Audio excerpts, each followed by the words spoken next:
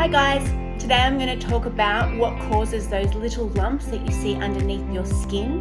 I noticed them when I was in my mid-30s, they just came out of the blue, and I eventually discovered that it was all these really expensive products that I was buying that were full of chemicals. The chemicals were creating it.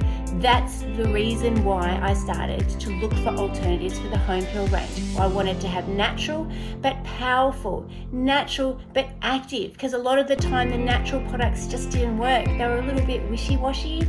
So we found this beautiful balance of strong active ingredients that's also natural with no chemicals. So you can get all the beautiful benefits of these beautiful natural raw ingredients without all the chemicals creating havoc in your skin. Thank you so much for listening today.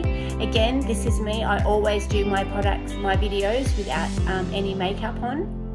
Thanks.